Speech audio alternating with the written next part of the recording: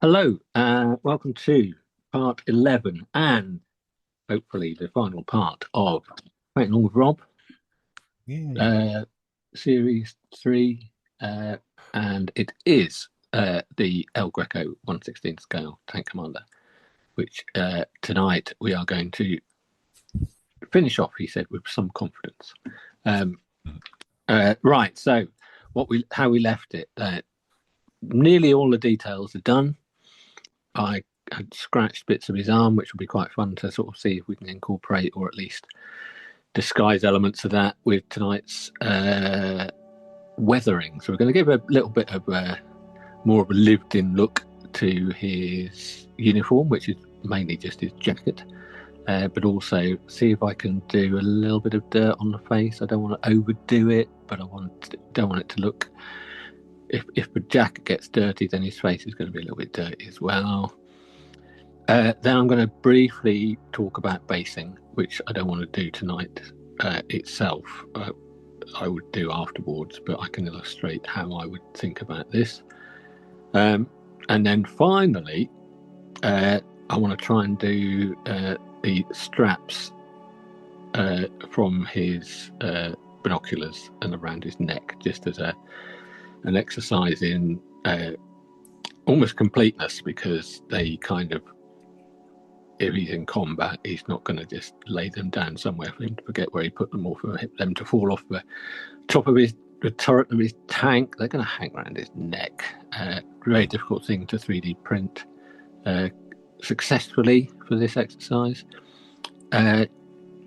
but and not something you might consider adding earlier on in the process. But given that there were all those bits we were trying to get paintbrushes to during this, then it's easier to do it at the end, and I'll show you a thing that could equally work well for rifle straps and a way that I've done rifle straps. So hopefully that will be successful.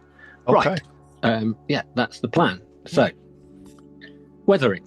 This guy is in a tank. He's been in and out of the tank. He has leant on the tank. He has vanished into the tank. He's jumped through, all sorts of different environments. So he's going to be doing maintenance on the tank. All these things. He's going to get dirty. So in that situation, I always look to references if I can. And one that I came to here is a book I've got, Pictorial History of the Third Armoured Division in World War II. No colour photos, obviously. World War II, they do exist, but they're often quite rare to find a colour one. So we're going through just general pictures of soldiers in combat, and something like this guy here, for example, on the left with a cigarette in his mouth. He could almost be our man, basically. He's got gloves on, he's got a jacket on, he's got a helmet. And you can just see how random that dirt is. There's some dirty patches. We can't see the colour. We don't know what they might consist of. We're looking at the other guys who've got little bits of grime and dirt on them as well. You could probably say that on his underarm, where his elbow side of his underarm, on this guy as well. Certainly the sleeves, aren't they? Yeah. And then looking through as well, some great photos of this guy here who's in the same jacket. You can see how the creases are that don't exist in our figure, but how dirty it is on the front there. Yeah. I think these are actually guys who were, and another one here, not quite so dirty, but same jacket. These were guys who got left and had to rejoin the main unit. They had to escape, so they did actually escape at night. Reading through it, so they blacked up their faces a little bit, dirtied up their faces, so they could have been doing some crawling, hence the mud. But you can see the little dirt on the forearms again. So there's things like that, and I was kind of breaking it down into thinking that's going to be, you're going to have grime zones. There you go, dirty zones of grime, spots of mud, spots of grease and oil in places, and they're going to be, because we've got those little lines there, which are probably, I think we worked out they were the pockets. The hands will go in the pockets. Hands can be dirty. That can have, so dirty traffic or dirty hands going into those pockets will make those a little bit muddy and grimy as well. Mhm. So there's going to be, first of all, I'm going to try to take that off now, a overall, these will be simple little, I'm going to use, amazingly, mud brand for this, and I've got all my things like light earth as well, which will be perfect for doing these kind of muddy colours. So just a little bit. This is all going to end up being thinned dramatically. I'm also going to use some brown black, one of my favourite colours. Have you thought about looking at like modern tank engineers and tankies and Yes, see where you absolutely could look at those references as well. For this kind of thing, definitely. They all excuse me just a second, just unpoking this bottle. They all have any references of that kind of thing. Yeah, modern stuff. I didn't get out the good old book of US uniforms in World War II we were looking at earlier as well, because they are colour photos of modern stuff and everything. Yeah. But the key thing here is thinness of paint. I'm going to add a bit of dark. I'm going to keep it on the lighter side of these two colours, so I'm mixing the two together. But I feel that's just the mud brown is just a little bit too light overall.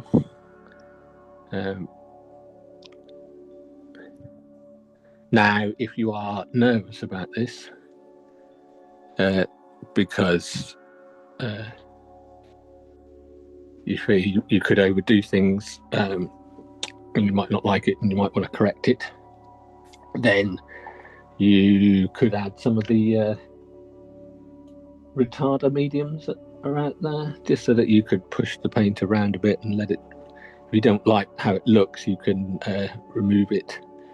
But I'm going to go for it and just keep my fingers crossed that it looks all right. So looking at, I'm going to try and get some dirt on the underarm portion. So this is a very thin glaze in areas. The thing is that some of these are in shaded areas as well. So you're doing it lighter on a dark colour. You're not trying to do a perfect edge or anything, because it's just grime and mud, and it's I'm going to do some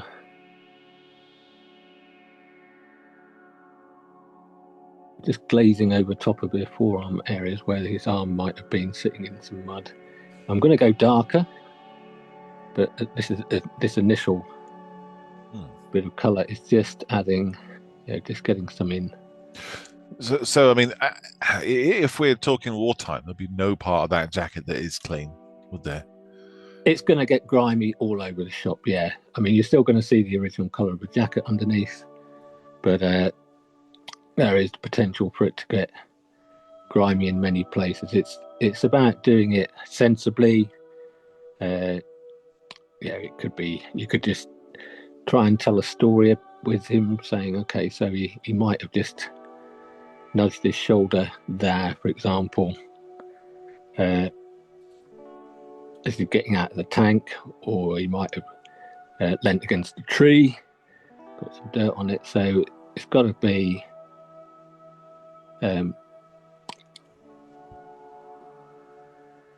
it's got to make a bit of sense, but with looking contrived, as it were. Yeah, and I guess that comes down to research, doesn't it? Looking to see where people who are working in these kind of conditions, where the mud would get to and where the wear would get to. Yeah, exactly. Do you know what they look like once they wear down, do they lighten or do they shine? I guess the only I don't know the answer to that actually. Do they fray? I'd imagine they'd fray. Yeah, I don't know the longevity. I mean, you can buy vintage items, so and even those you wouldn't necessarily know how long they were in the field for, or with that particular soldier. But what I'm trying to do here is just sort of like dab little bits, making it a little bit as random as possible. That area under the arm I did earlier, you can see how there's hints of it. The idea being is that you don't want it to overkill the figure. So what I've done before when I've done this kind of look, and I've not done it on any figures this scale, I have to admit. That bit on the shoulder again. I tend to work. There we go. So. Do you have that other chap to hand? The guy that you had in the tank, full-on suit, the Tamiya one. I can dig him out actually, because he was dirty, wasn't he? Yeah, and I mean he ended up with much darker colours than I'm doing currently. This is this kind of level 1, I guess you'd call it, sort of like this is the dirt. Next one would be the more of a grime, which would be blacks and darker browns. So this is just sort of general dirt. So we don't want to lose any of the shading we did underneath. Some of it can be kind of just not scrapes as such, but just random bits. So they're kind of linked. It's really hard to explain as such, but yeah. I don't want to overdo it because I want them to remain looking. It's almost like you're weathering a tank or something in many ways. So there's a bit of dirt there on his shoulder. I've done some thin glazes and then adding more on top, but reducing the area I'm putting it on, so that it starts getting intense in some areas, not in others. And a lot of it is kind of looking at it going, do I like that? How does that look? I'm just going to put a little bit around where it's maybe that's the leather that's rubbed against. I'm going to go back over here again. I'd already done some layering. Yeah, and I guess you imagine like in your own clothing when you're wiping like paint off your gloves or your hands or something, it's always in reach somewhere, isn't it? You know, obviously you're not going to put handprints on his back unless his mates. But when I I'll grab him in the break. The couple of tankers I've done where I'll put dirt on in 35th scale, and I'm kind of thinking that if you've got dirty hands, you might rub your hands on your front of your top. So you could end up with grime in that area there and there. He's going to put his hands in his pockets, so hard to see the pockets in this particular figure because of where his arms are. But and you can see here that the bits I've done, because it's thin, they're not dominant, but they have to end up looking like dirt, not just screwed up painting, if you know what I mean. It's trying to get the right balance of dirt and grime, or the right balance of would you if he had things in his pockets, would that kind of collect more dirt on the outside? Like a brass etching or when you run a crayon over over a tree, you get that kind of surface. No, I know what you mean. Yeah, you definitely.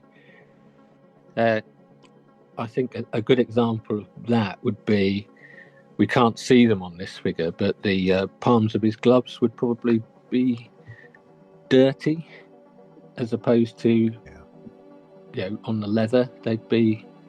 So you'd pick it up on the edge of tops of creases, which is kind of a weird thing to portray, or a difficult thing to portray in miniature, because a lot of the time you're trying to highlight these.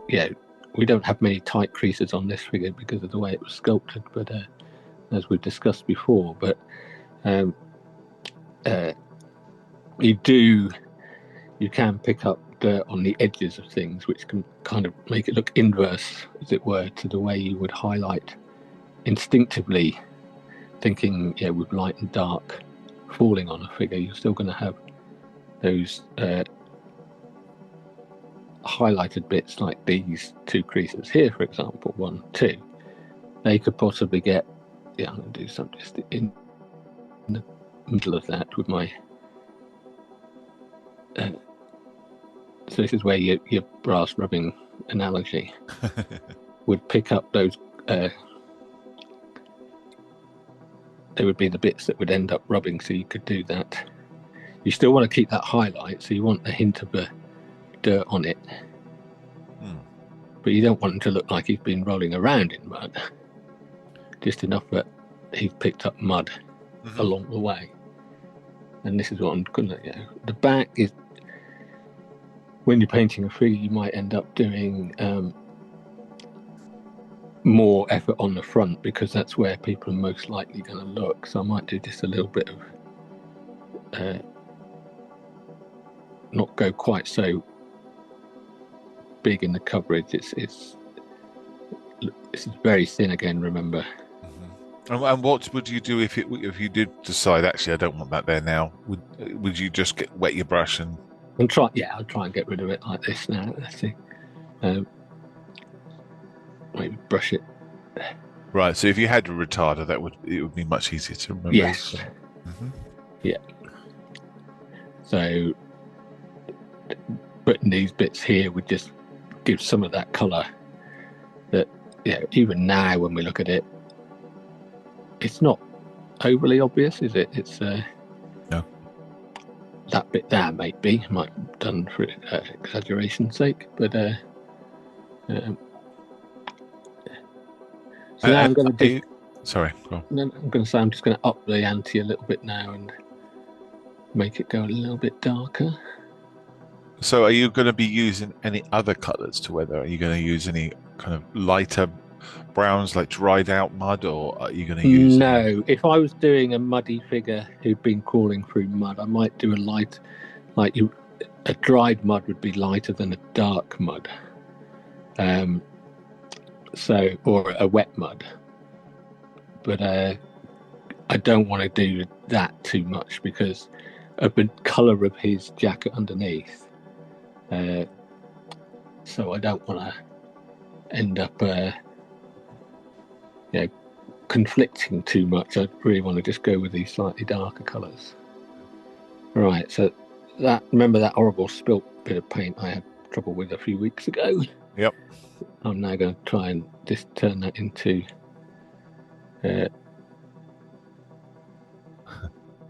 grime. A messy day. You had that day. And those little nicks that you make accidentally with your thumbnail, are you going to leave those in? Yeah, I'm kind of going to half. Yeah, so yeah, we talked about being like cigarette butts or hot shells or something, didn't we? Yeah, so I can kind of. I've gone in with a darker black brown, more brown. That will lighten up quite a bit as it dries, as we learn. So just around those bits, will make them look. Yeah, especially on his elbow, without going overboard. And I'm not going to try and make new holes in this bit down here, but I'm going to just dapple almost some. So this is the same two colours, just a little bit more of a brown black in it. And that'll be where he's sort of crawling around on his forearms and his elbows, and he's been sort of pulling himself out the cupola and all that kind of thing. I reckon, yeah. So anywhere under here would be game. So that's already, you can see that's already drying quite nicely to look a little bit, just like a bit of grimy dirt on his underside of his arm. I'm going to thin that a little bit more. And just so you're imagining these clothing is just dirty over time. It's not just recently been dirty, he's been wearing it a while. Yeah, absolutely. Our man is been several weeks on the front, so I look so grumpy. Yeah. And I think we talked very briefly about it last week, where we talked about doing. I think you decided you weren't going to do any weathering on the face. I might be brave enough to do a little bit just on the cheek or something. Okay. So I remember we're looking at that photograph that we had, like right at the start top of the series. We had you had a reference for stubble, I think it was. Yeah. And he was a filthy man. Very dirty man. But do you not want to weather it because you don't want to remove any of the facial features that you're happy with? It is I mean, it's not the easiest thing to do to get a convincing. You also, when you got that paint on there, it's doable. Part of it, you don't want to damage what you've done underneath because it looks. You're quite happy with what it looks like. Yeah. But I think it's one of those things that's less is more. I think I will try and do it with probably the colour I've got on my brush at the moment. And you can see here where I'm doing, where, like I say, that's where his hands have gone into the pocket, so I'm not going to do it down there. And it's ended up being grimy. It's actually grimier in real life. It's not showing up quite so grimy. So a lot of model makers really enjoy the weathering side of things. You weathering up a car or a tank or an aircraft. Is this a process that you enjoy the same? Yeah, I do actually. It's and it can be equally true on science fiction figures or fantasy figures. You can still do all this weathering. It just adds that level of realism again. You do all these little bits and details. I've got that bit on his chest here that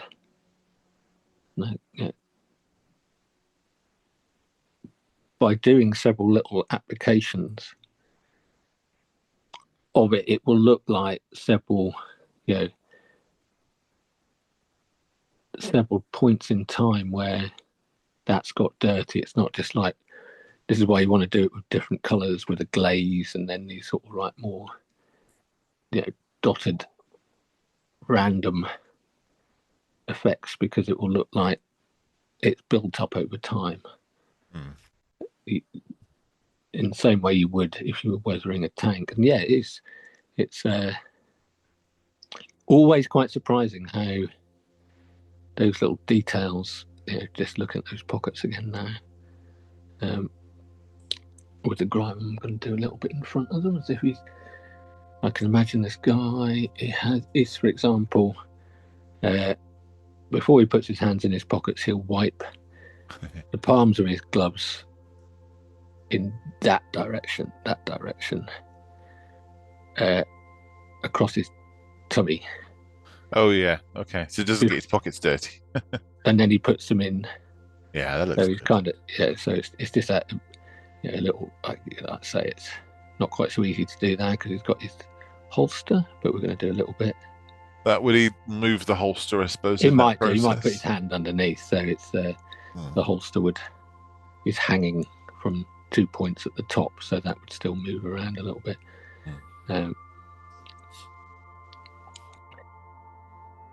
You know, that movement on that looks good. Yeah. So those kind of little things that you can think about how you might even be like the different fingers. The hint of his fingers going there. So little things like that, you can tell your own little story. Yeah. And you don't, it doesn't have to be. Ooh, so I've accidentally hit the paintbrush on there. That's fine. I'll just muck around with that a bit more. It becomes a story. Exactly. Yeah. Perfect. It's yeah. So that's Do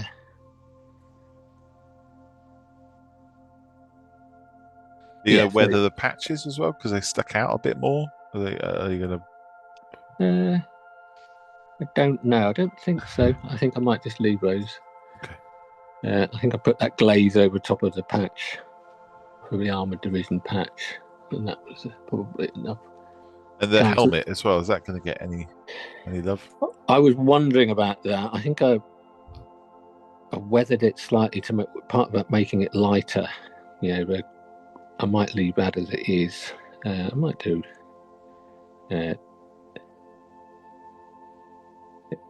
I mean, would they get bashed up, or would they get as muddy? Would they? Oh, I think they get bashed up. Just They'd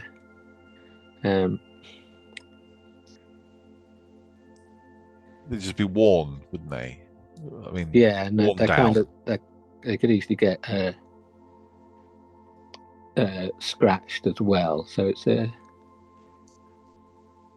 but they definitely get muddy. So there you go. So you can see sort of like he's got dirt on that shoulder there. Yeah. Some bits he's rubbed against. Yeah, it's incredibly subtle, but it's effective. You want it, yeah. I mean, it's probably I've got that dirtiest bit down now where that little smudge of paint I had before is now invisible, which is part of the plan. Yeah, I guess it's.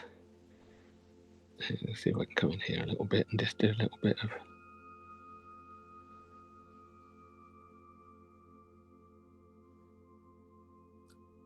So some of this is oil grime. He's rubbed against stuff in the tank turret. And a couple in there. Just do a little. Like in those photographs, there was just where something might part internals of the tank might have dripped. Like I say, when you think you've got that, do a couple more on top to get that layered thing.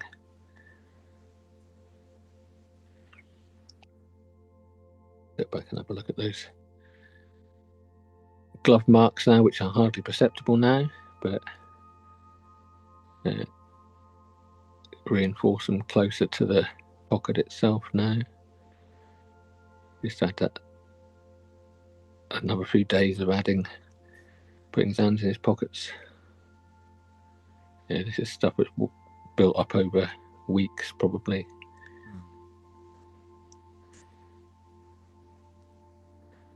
Certainly down towards the lower edge.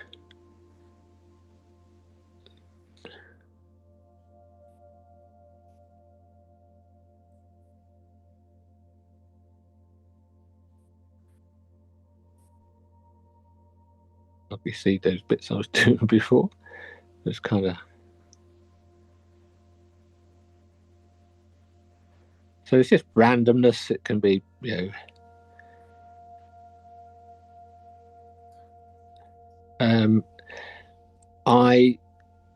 You see the comment, the chat? Yes, I did. I might use pigment powders for something like this if he was incorporated onto a base, because I might use pigment powders on the base and then add them to the figure. I kind of like the control I've got over the what do you call it? The paint on its own like this. But yeah, pigment powders. Here I'm doing this is, I dipped my brush in water there, by the way. This is almost just water with a bit of dirt, bit of paint on it, because I wanted to make that little bit thinner, and it's ended up going a bit crazy. But you won't even see a lot of this at the end of that. It's just water, basically. Yeah, I probably wouldn't want to use, for me, pigments directly on here, because they will end up looking like pigments, I think, on a figure like this. Because I feel I've got more control on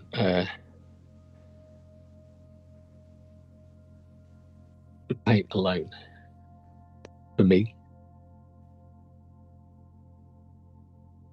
So yeah, just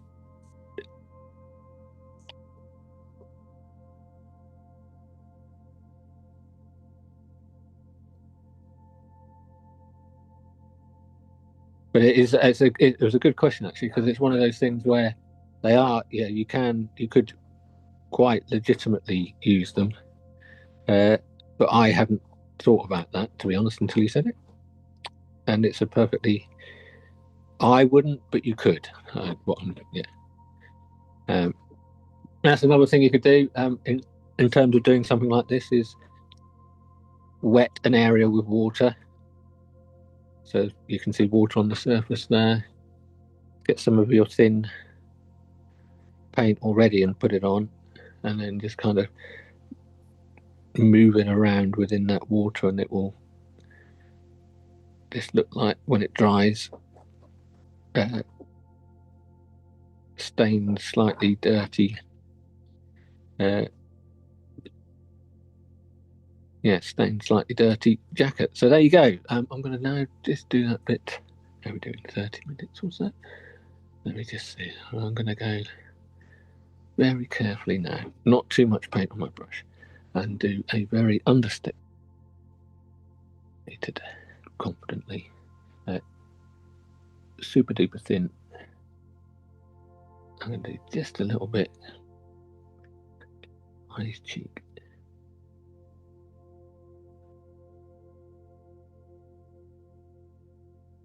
Little line. So I want this to look like,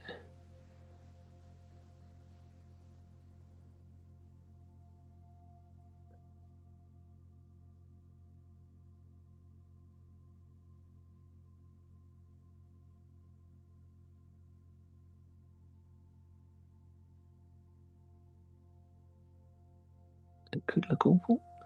I regret every second of this.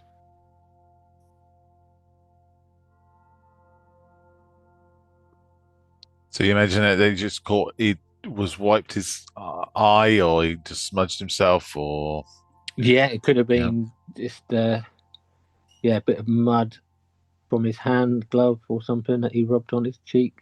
And that ties him to the jacket, then, doesn't it, as well? You've got the same weathering colour on there. Yeah, and it's because it's on his cheek there. You can still see the highlight going through it. And if you can do,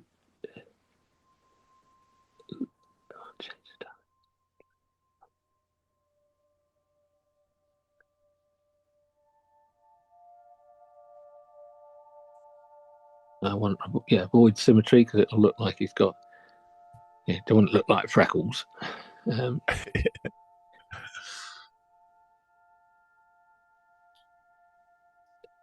don't want to ruin the less is more, I suppose, on those. Yeah, absolutely. I'm just going to do it on that one cheek.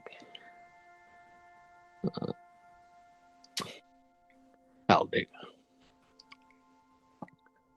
And yeah, so in many ways, I could go back and forth through that dirt and mud. Got some on his, underarms. The little scratches don't look too bad. He's got his dirty pockets. He's got some grime on his shoulder. Little dots of dirt and grime in places.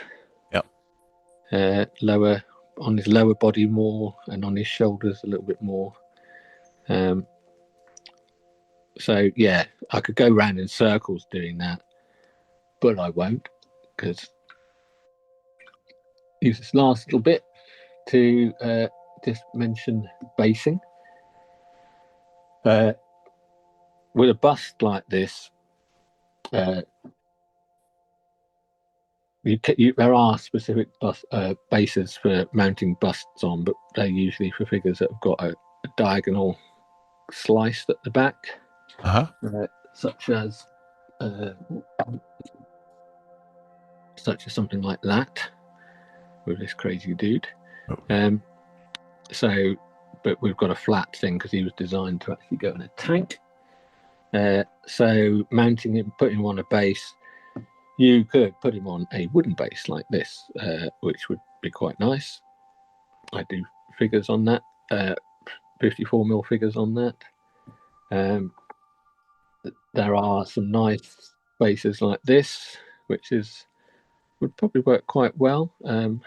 Maybe it's fractionally big, but you could. Usually, I would think about basing much earlier than this, and would have drilled a hole inside. But we kind of jumped straight into sticking him onto blue tack and painting him. And I don't want to try pulling them off now during the course of this. I'm going to leave them on here while I'm still doing things. But he will go on to base like that. So this is a resin base. This is from MDP, Model Display Products. You will find them online. They're in Wales. Fantastic. Martin Dorey, former Navy guy, does that company. There's also Taro Model Maker, who does these little resin bases. That would work quite well. Very simple. This is a bigger version of one of those bases from Martin, MDP, which I've been sticking him on top like that when I photograph him. But he would look quite good on there, or you could plonk something like that on there to make it and then paint it again. Different options there. There are wooden bases with plinths on the bottom that are available out there. This is from a company that unfortunately no longer exists, but you can see how that would look quite nice on there. I haven't quite decided how to mount him as yet, but so in essence, that's how he will be mounted. You can glue him on, you could pin him on. I've got in the bad habit of blue tacking figures to bases like this because he's quite firmly on here, so I could blue tack him on here and then change my mind and use that base somewhere else, or so there's lots of options on how to actually finally display him. The plan will be to put him on a nice base and do a nice little circular rotation video at the end of all this to see him in the round. Yes. But the last thing I'm going to do before we break is just to say I'm going to add some straps for his binoculars, as mentioned. Yes. I am using black Milliput. You can use normal Milliput, and after the break, I'll explain why. And I'm just going to say I've got my two bits. I'm going to mix it together beginning now, so that after the break, it should be all mixed, because you don't want to watch me mixing Milliput. I was about to say, what's the difference between black and white Milliput or red Milliput? Well, yeah, I'll explain that after the break. Yeah. Okay. Yes. Okay. Cliffhanger. Okay. Yeah, cliffhanger. Right, let's have a break. Okay.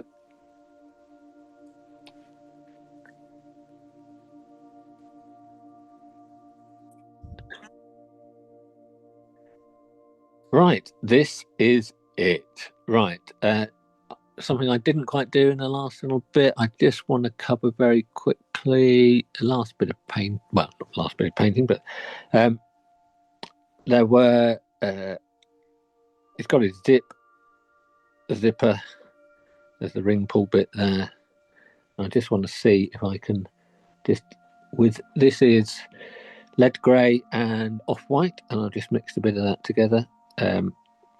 Because I want to paint the zip and see if I can get some of the zip character. So I'm just going to do very carefully some little dots. Oh wow! Across to look like the zippering portion of the zip. I want to do that before the next bit because you see that? Yeah. Very simple, very effective. Turn them around this way so I can. So the zip is actually there. There is. Yeah, it zips all the way up the neck. Okay, right. And I'd already done some black or dark black in there at one point, so just enough to imply that it's a zip, because once it gets under all those cables you can't really see it, and that's all I'm going to do tonight. I just wanted to get that done right. And finally, and for my finale, I'm going to do these here straps. Now, a word of warning, this could be brilliant, or the video could end now if it all goes wrong, because Malcolm will edit the rest of this out. So thank you for watching, and right, here we go. I am going to make some straps.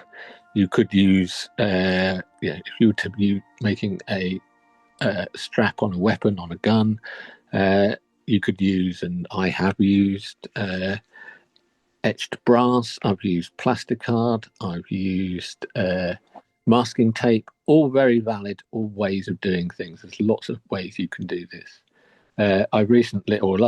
Recently I've used Milliput to do this, and from an idea from Calvin Tan that worked very well. I'm quite impressed at how well it looks. He used black Milliput. You can use Milliput. Comes in different colours. This is some regular Milliput that's dried already, and that's one colour. So the black, I've already got some mixed. Each different Milliput, you can get terracotta, you can get superfine white. They all have slightly different densities, stickiness, fineness, and until you use them, you don't really know what they're going to do. The standard stuff is cheap and it's pretty good. The black stuff is a little bit more expensive, but still not very expensive in the grand scheme of things. But we're going to use that because it's quite a nice, partly because the colour being this colour all the way through helps us when we're cutting this and making it into the strap.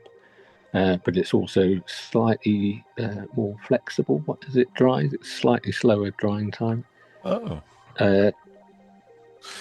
Is there a chart to say the different? I mean, different type. What types can you get? I've never. I think they've recently done one with metallic metal in it as well. So I don't know how many they do.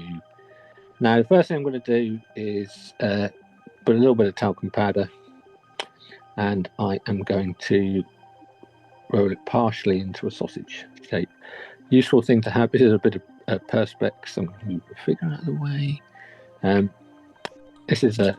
This part of my bench is glass, by the way, so it's got a little graph on it. But if you have a bit of glass, you can roll your Milliput, be it whatever type of Milliput. You can, if you wanted to, take regular Milliput or Magisculpt or any one of those kind of things and add paint to it to make it darker. That is a thing you can do. This is just convenient. Okay. So by using this roller, I can quite comfortably roll it into a sausage shape, because what we're going to do is roll it into a flat thing. And what class of drugs are you mixing in with that? It would be a very expensive binocular strap if that were the case. So I'm going to take it not quite as long as that, and then a bit more of the talcum powder. It smells very nice here, by the way, this Johnson's baby powder. And then I've got a bit of plastic tube here, which will act as my rolling pin. If you have other rolling pins can be used. And you're just going to roll it until it goes flat.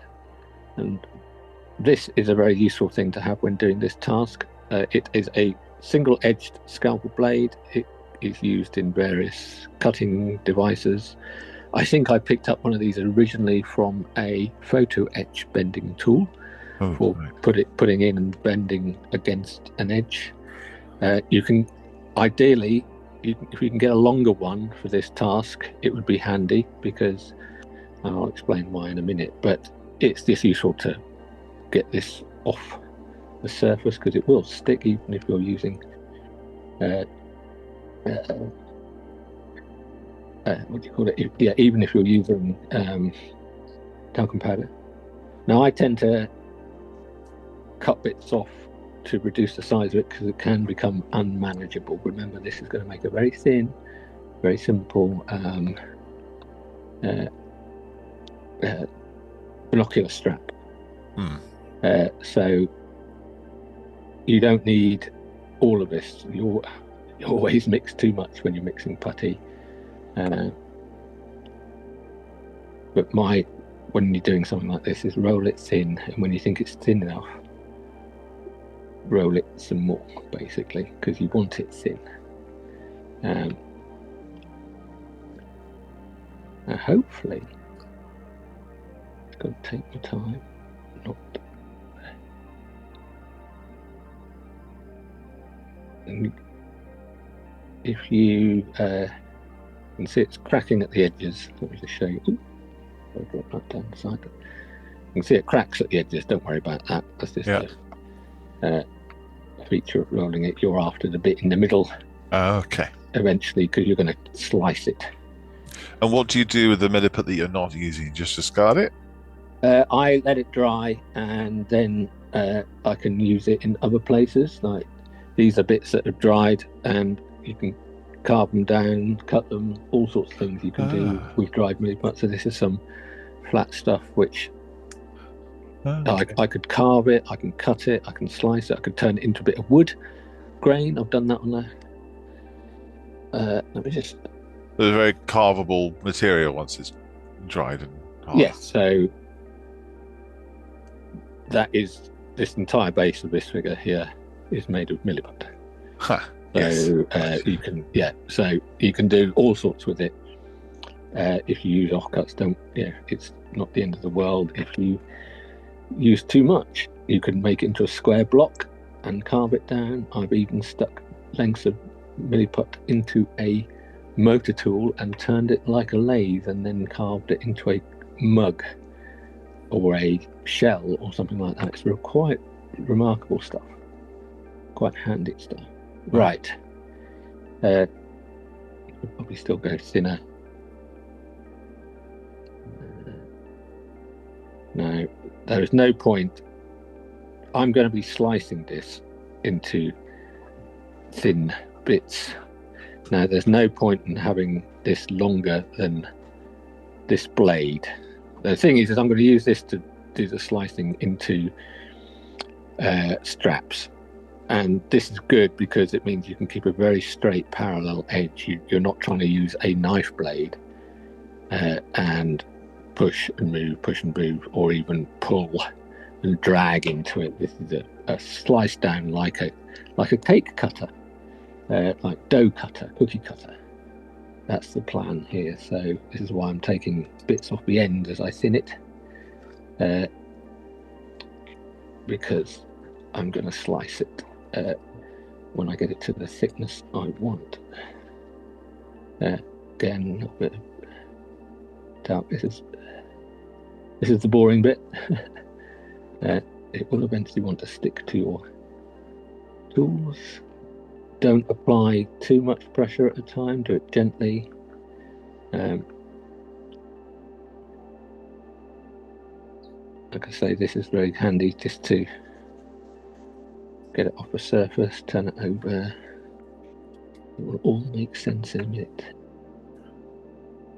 Right.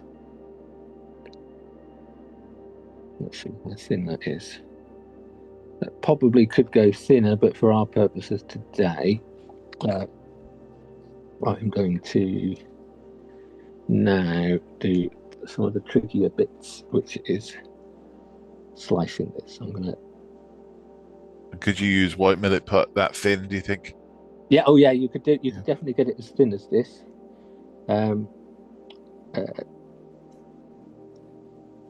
it will. I mean, this will go thinner. You can get this stuff really quite remarkably thin, almost see-through thin. Now I'm just cutting some into a manageable size initially. I might just try rolling it out fractionally more. Now, one of the things when doing this, we're going to do something that you might find a little bit unorthodox in a second, and I'll explain why we're doing, and this is part of Calvin Tan's method, which is we're going to paint it before we attach it to the figure. Now, there is a logic behind that. I think I understand this logic behind it. You might not, but right, putty. If you've ever tried sculpting or trying to do stuff with putty, and you just saw it there, actually, when you apply pressure to it, it deforms, it flattens, whatever it might be. Okay. If you apply a tool and you push into it, you can make creases, you can do all those kind of things with it. Now, when we're trying to apply this as a strap, and you're pushing the putty, if you just used it as is, it will deform because you're using a tool. So you could squash it, it will widen, all these kind of things.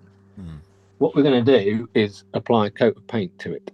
So if that is the shape of the putty, when you start trying to move it, it will deform like this. Okay.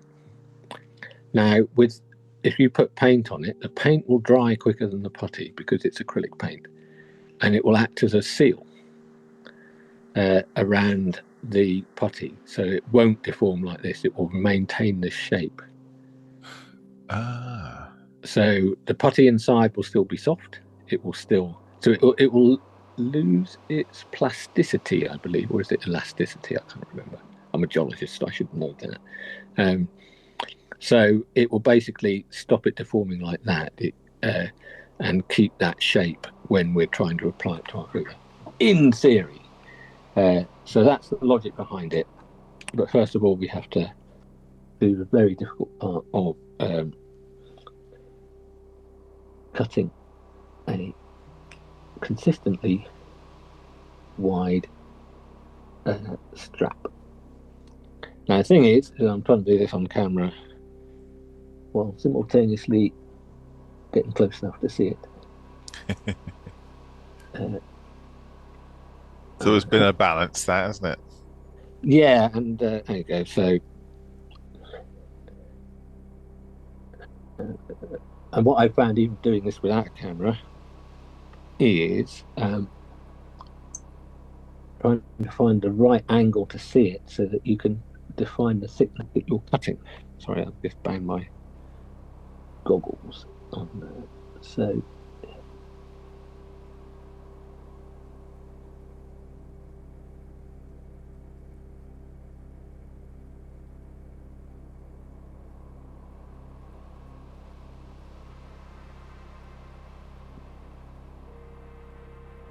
there is, in theory, a strap. Yeah. I'll probably end up doing two sides. You have to do these two sides separately because I can't get one long. You think, how do I do this? I do one going from there, one to there, and try and join it at the back with a third piece. It's probably the easiest way. And we'll try and do just one side initially, but to give you an idea of how this works. Right, so there you go. Paintbrush. I have some saddle brown and orange brown, which I'm going to use as my colour for this strap. Yeah. Trying to keep it feeling straight or looking straight before I apply the paint. And can't see it on there. Let's just move it up there. Yeah. We know how quick acrylic paint dries. That's one of the great things about it. It's on my glass, doesn't matter. I'll let that dry a second.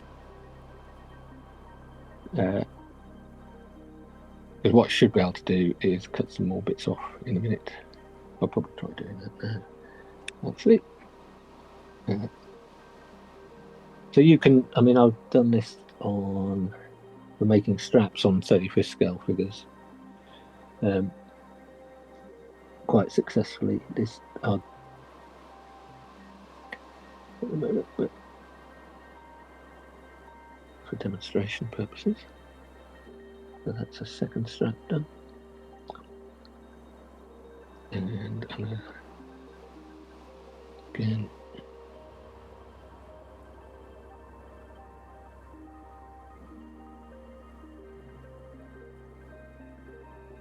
paint.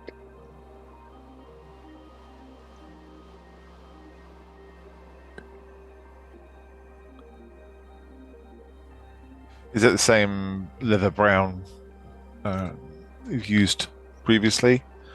It's very similar, yeah. The colour isn't critical because in theory you can still paint it once it's in place.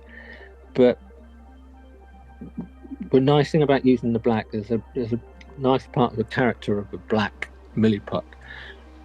But once we get it in place and we want to cut it to length, you haven't got that bright light colour of Milliput sticking through. It's going to be black. So if we have to cut it at any length, so it has a convenient, yeah, and we're putting it on a painted figure. These are all things to, if you were doing this at the beginning, if you're adding a strap to a rifle at the beginning and you're then going to prime and paint, the colour isn't critical.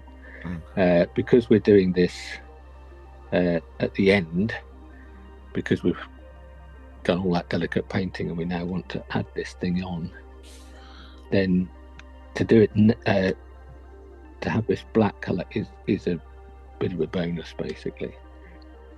So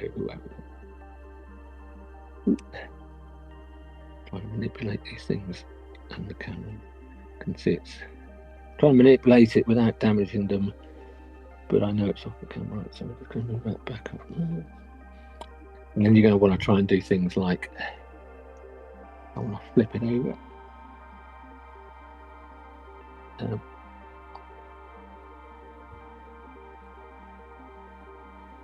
there's a strap. There it is. Marginally too thick, arguably, but in many ways, I don't care. I think they were quite square, weren't they? Now I'm trying to think about the strap that my dad had on his set. They were quite chunky, and for a reason, they were quite heavy. Yeah, they're definitely quite heavy beasts, aren't they? Yeah. What I'm going to do just off camera, I've got some. Now I'm going to use. Right.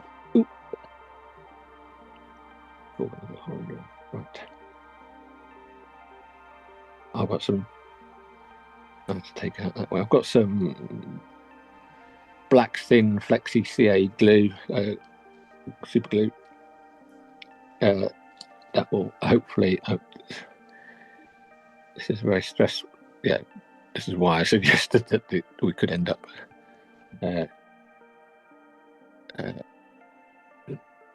getting rid of this bit if it doesn't work properly, but hopefully it will. 10 I'm tense already. I need a brush or even a tool like that. We can redo it and re-edit it all. Fine. No, we'll find. That's what AI is for. Oh, yeah. What's that? That might be useful. Yeah, so things I mean, I've done all sorts of crazy things with this here putty in this format. So yeah, you can see it's still nice and soft. Yeah. It's a bit thick. How long does it take to fully harden, would you say? It won't fully harden for a good minimum of 4 hours or so.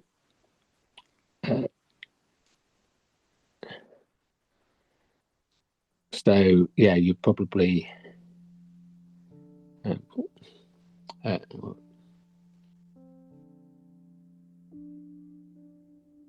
yeah, you've probably got an hour's working time before you can't maneuver it much anymore.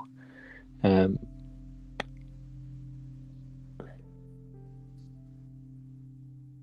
the nice thing about this, in my opinion, and I'm just going to try and find what I would describe as a sculpting brush. There you go, that one. I've got brushes I use to sculpt with, and rather than using some of the other ones to manipulate this. The nice thing about this, compared to all the other materials I've mentioned earlier, is that this creates a nice drape that my personal opinion is some of the other materials don't do quite so well.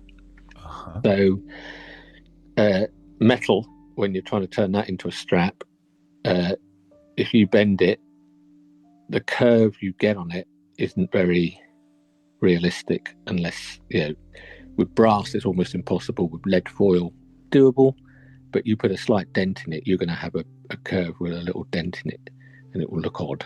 Right. And then paper, you have to get that perfectly at the right angle before you either cover it in super glue or whatever it might be. Plastic card is going to be, by its very name, is plastic, so it doesn't really bend very well and hold that position. Whereas this has its nature means that we can make it, in theory, hang quite nicely and drape quite nicely. But it does create some difficulties in manipulating it. So it does take a little bit of an effort and can be quite stressful. But you'll do great, don't you worry. The result can be quite nice. It's meant to be a relaxing hobby, remember? Oh, and relax. And relax. So,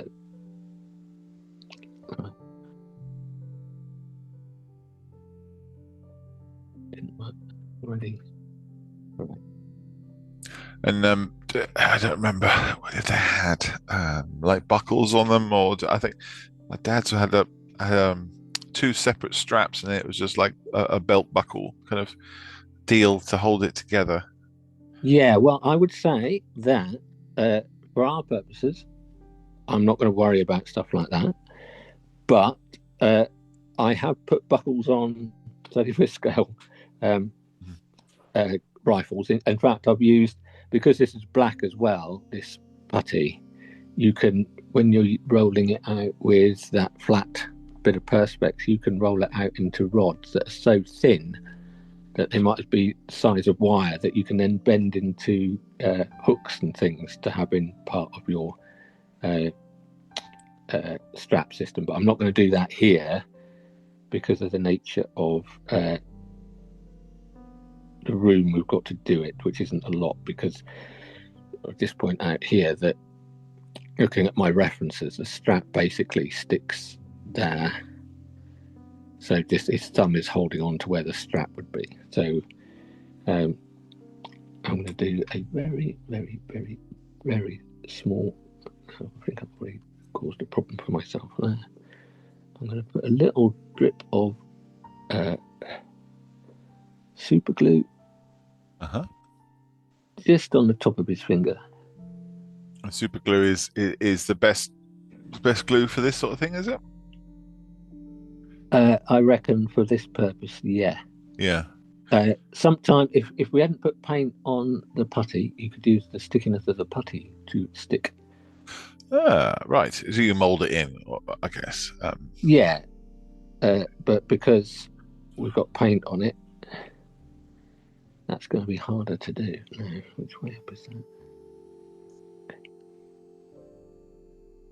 Right, so hopefully.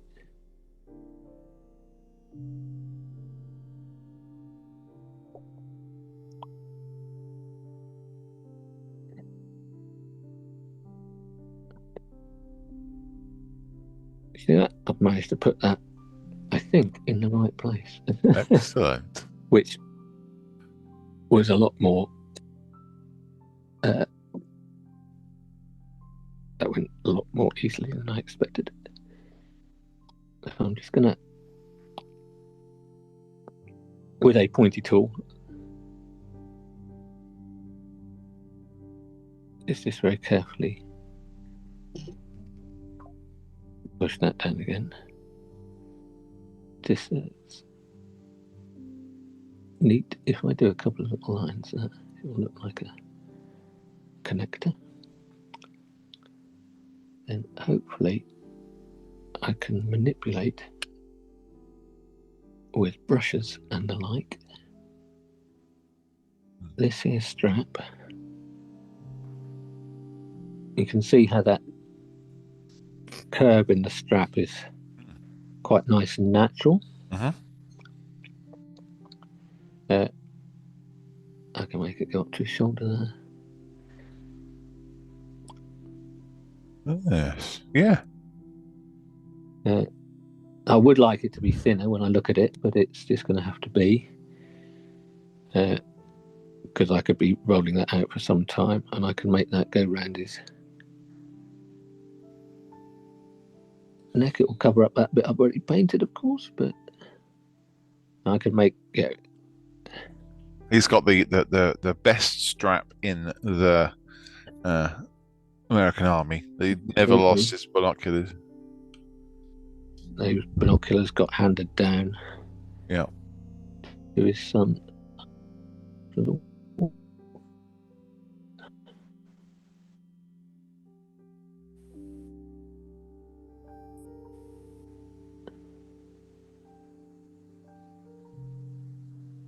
Is to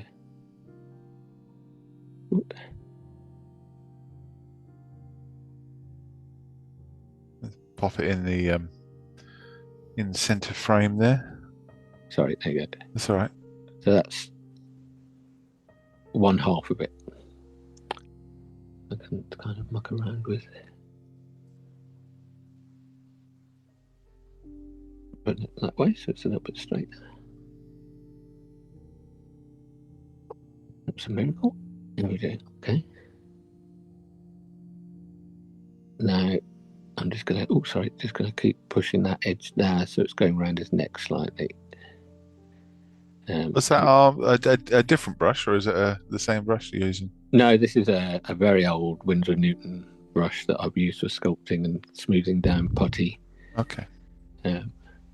So now I am going to attempt to do the other half.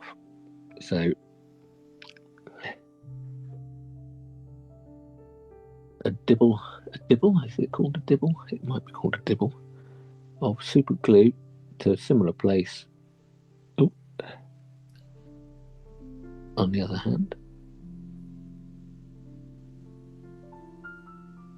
And again, in the same way, I'm guessing I'm a bit of a fan of black super glue. For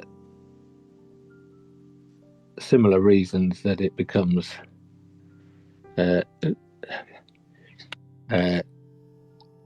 handy for becoming invisible. While I'm not going to have some bright bit of shiny super glue. It might be a bit shiny, but it's going to be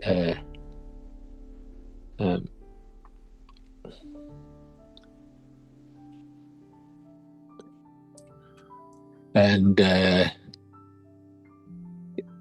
sometimes I might use this to position things. So yes. Yes, I do quite a bit actually. Right.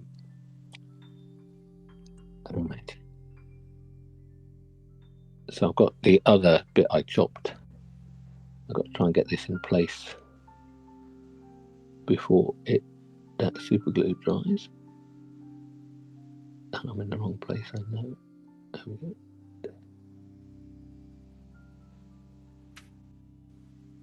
Right.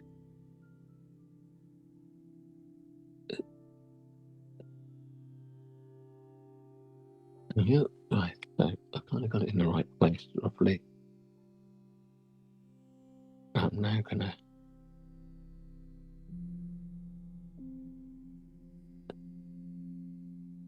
pull that slightly with my tool onto the super glue a bit more. There, this is very. There you go. So that's roughly in the right place. Mm-hmm. So now, still, you can still see there's talcum powder. That talcum powder can be washed off later. So I'm not too worried about that. But now I can manipulate the Milliput into. Clive wants to know if you ever used clay shapers on the putty. Yes. That was what this is. There you go. That's a clay shaper. Oh yes. Yeah. So that was attempting to answer that. I thought that would pop up. So yeah. So then again, it's a case of manipulating this into position.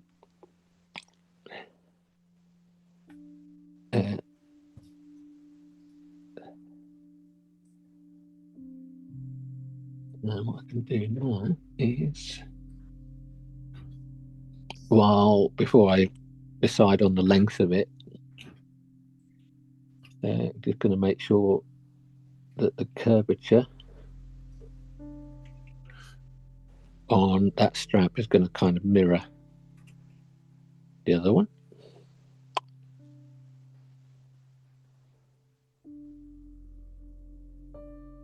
And then what I'm going to try and do here is this super glue as well is quite good because it doesn't set immediately. It gives you a little bit of working time. I'm going to just put some on the underside around the back there. Double check that angle again.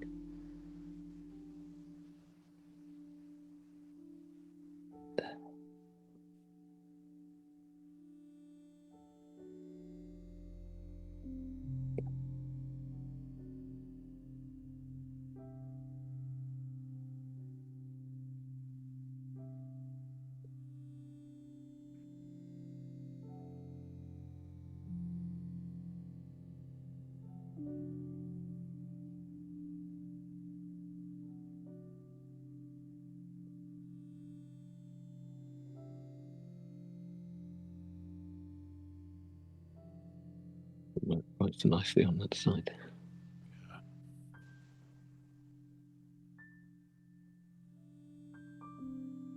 You're just doing that by just eye, I guess.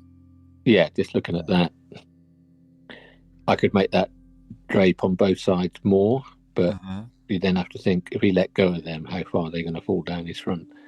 You know what I mean? Yeah. Yes. You could make that quite pronounced, but you kind of want to also.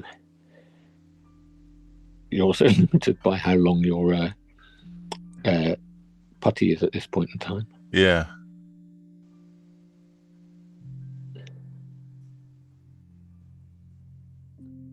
So would you?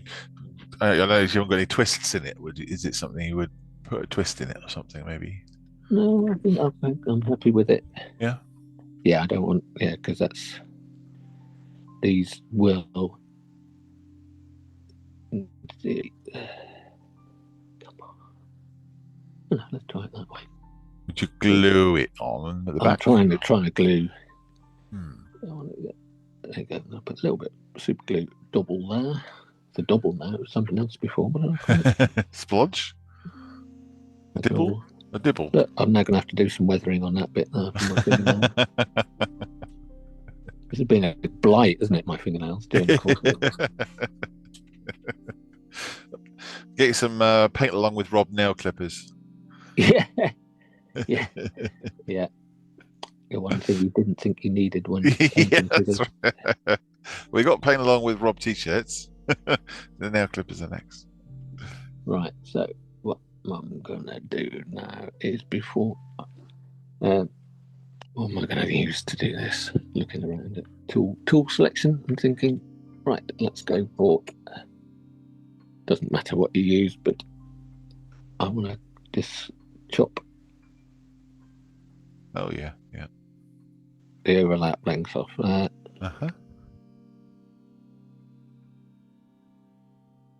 And then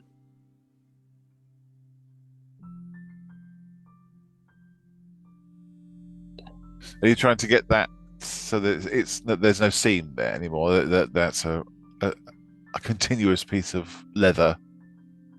Yeah, and no, because I can, in theory, I guess, turn that into a buckle. You could, yes. Yeah.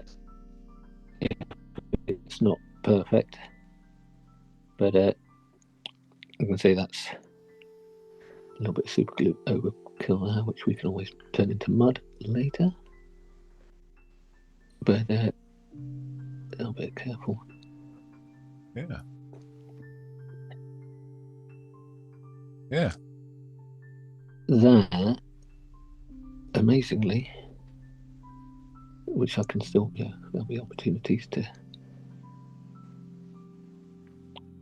I mean, it doesn't even look like you need to highlight it or anything. It looks like it's. No, I mean, you could do little bits and pieces, and but overall, that's one of the advantages of using both the black and the adding some paint or giving a paint layer. I wouldn't want to, and I would normally go thinner, but for the sake of you watched me rolling something out for a couple of hours trying to get it to thickness. Well, I know I like it because everything else on there is a unique shape. So if you made them thinner, it would look like everything. It would look like all the other cables and straps and things. Yeah, that's true. You've got a unique set of binocular straps there. So there you go. I might call that a day in that respect. So I might just find my back other paintbrush. Breathe a huge sigh of relief. I'm just going to put a little bit of paint on. Oh, sorry. So in terms of the weathering side and the oil and the dirt and stuff, would you go further than what you've gone? Or would you stop there? I think I would stop there. I might go and add a little bit in one or two places just to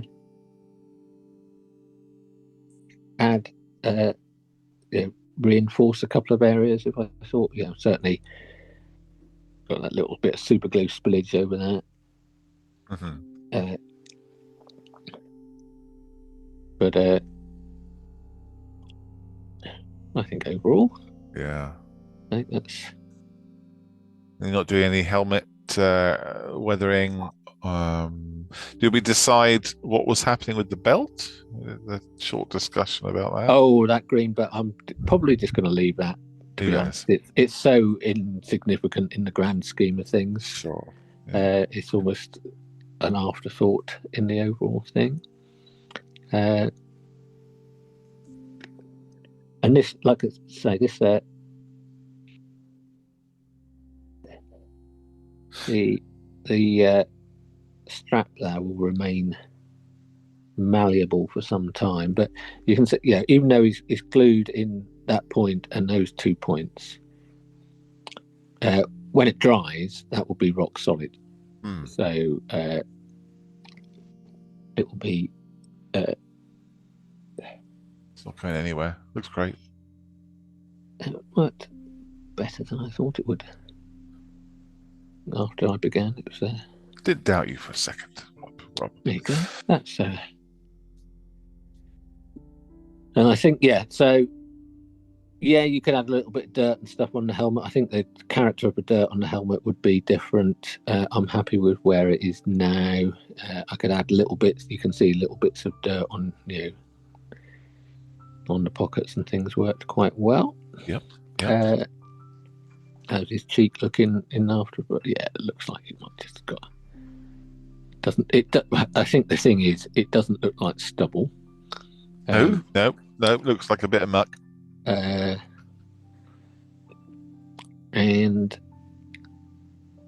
it you can see a little zipper. It's looking all right there now. The straps on the goggle, binocular straps do actually look quite good now, don't they? They do. they make sense. Yep. But like I say, you could never get away with doing that at the beginning because we'd never get a brush into most of these things. You better get a brush in there now, so you've definitely done very well. So, in terms of the color of the base, then, what would you base? What color would you choose? Would you choose something that is black so that it sets off with the binoculars, or would you choose something a different color? Oh, for the base, I would go with the with black. Is quite a nice way of doing it. It's just a very simple, just set it off quite nicely. You know, it's I've done a few models that have got really quite fancy bases, but the subject matter is they kind of suit the subject matter.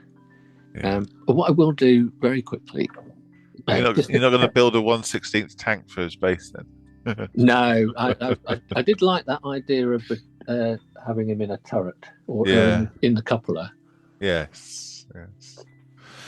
There is a very nice version I've seen online of a tank commander in a cupola, a US guy, and there's somebody painting one at the moment with two guys. I think it's two blokes in outside, one outside and one inside the cupola.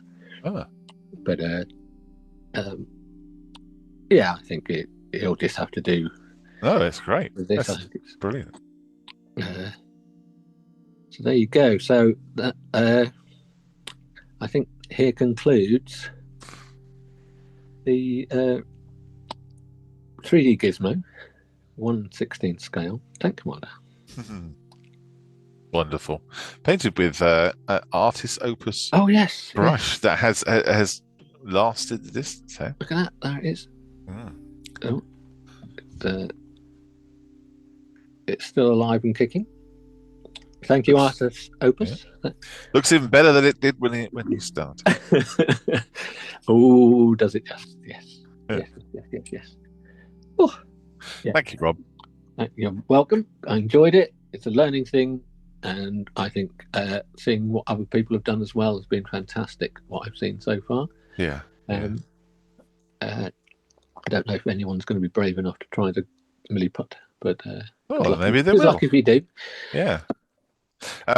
So the next video you'll do a 360 on its base. Yeah, I'll get them on a nice base and then do a 360 on a rotating base thing. Just a couple of minutes of that, and some vision on music. Wonderful.